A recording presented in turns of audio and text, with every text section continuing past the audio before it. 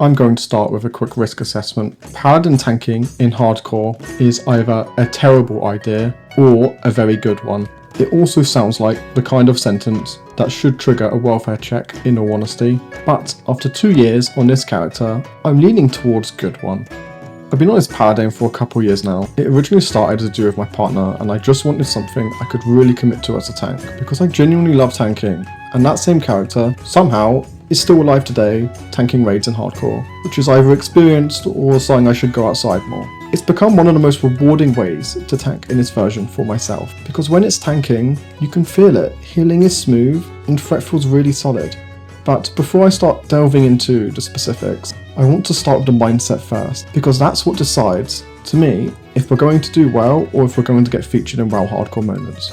This video applies in 60 dungeons and it applies even more so in raids, and I'll get into the details later. For now, I just want to set the way I approach it. Now, Paladins do have some real limitations in Classic, and we need to respect them. Warriors are the best all-round tanks in Classic. There are fights where a clean taunt swap or something like a shield wall is simply the safest option, and we just don't have those tools. So, preparation matters a lot for us. Not because we have to necessarily go all out, but I'm also trying to push it as far as it will go. So, I min-max everything. If there is a buff that helps, it's on. If there's a consume that smooths the fight, I'm using it. The old buff limit. That was merely a suggestion, especially in hardcore. I'm on every consume I can justify. Firepower to buff Dragon Breath Chili. Look, it's threat, don't judge. And since I'm always broke from doing this, my girlfriend's basically become part of the build as my main gold farm. Sorry, Sable. So yeah, Eastern Kingdoms, it's been harvested. Kalimdor, I'll be with you shortly. Anyway, back to the point. Something to understand, we're not here to replace warriors. We're here to make the raid's life easier and work alongside them, especially on the pools and bosses that suit us. But first, we've got to respect the limitations. Tank what makes sense, and then we can talk about where we actually shine.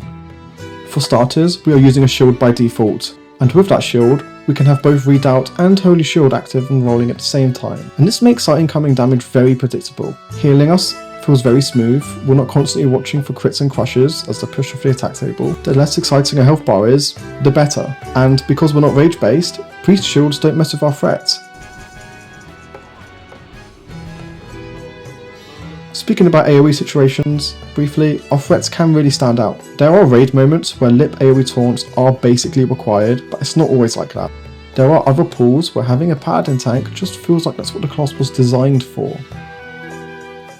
And in some situations, speaking about single target threats, using Blessing of Kings can allow us to stack a significantly high mitigation without having our threats fall over. And this is because our threat isn't coming from spell power gear alone. This feels illegal, but it really isn't. It's just classic. This is also situational. We can't use it everywhere, and I'll go into details in its own video. It's just a good example of what I mean when I say the class just plays differently. Now, I do want to talk about why Paladin tanking makes people a bit hesitant in the hardcore community. Trust me, I've seen what happens when you go into a dungeon with an underprepared one. I think what it really comes down to, fundamentally, is two things. Discipline and preparation. We need to be disciplined in the abilities that we have because they can have some real consequences if used incorrectly, and we need to prepare accordingly. If you don't have both of these things together, that's when things start to become someone else's content. And honestly, the reason I don't think it's because of taunt alone is because in dungeons, you can build around most threat resets completely fine, if you plan for them. Take Krastanov in Scholarmance for instance. If a tank uses a free action potion, it completely negates the threat resets. So he can't stun you, he can't threat drop you, and this removes a lot of the chaos. And that's why I think it asks something slightly differently from us as players. It's really important, us Paladins, when tanking, understand the consequences of our own abilities. We have some very powerful tools, Divine Shield, Blessing of Protection, Lay on Hands, and yeah, these can absolutely save situations. They can be really handy too, like bubbling off Conflag on Razorgore to keep tanking. But it's important to know, it's not a one answer fits all. There have been situations where I've dropped really low, where bubbling would have saved me, but if I did, the boss may have turned, and then suddenly someone else is in trouble instead. So this is why it's really important that we don't just use our abilities casually. There is a balance here. We want to protect our own characters, and that's completely natural. But I think in situations where we dip low, where a warrior would use Last Stand or Shield Wall, us deciding to bubble is a very different kind of decision. Sometimes we need to be comfortable sitting at low health just for a moment and letting the situation stabilise. This sounds dramatic. Basically, what I'm trying to say is stay calm, stick to the plan. Paladin tanking takes a bit more intention. You can't half do it and expect it to feel good. That's why I don't think it's in purely raw mechanical skill, it's also in how we approach the class. And when we prepare properly, Paladin holds up really well. The close calls get rare, and when we look back, we realise how much control we actually had. Having a solid raid team helps too. Clean calls, good trust, backup tanks where it's appropriate, and tanks roasting each other as part of the rotation. So this isn't about trying to force Paladin into every raid encounter. There are fights where a warrior is simply safer, that's just reality. But there are also situations where Paladin doesn't just work, it shines.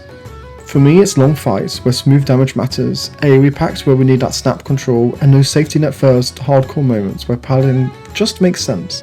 And that's what I've grown to appreciate about it. In the next videos, I'll go down the mechanics, the gearing, the threat setups, and the dungeon specifics, but I wanted to start here with the mindset first. If you're on the same page with this, drop a comment and let me know. And if you want to see more, feel free to subscribe. I'll try not to die in the meantime.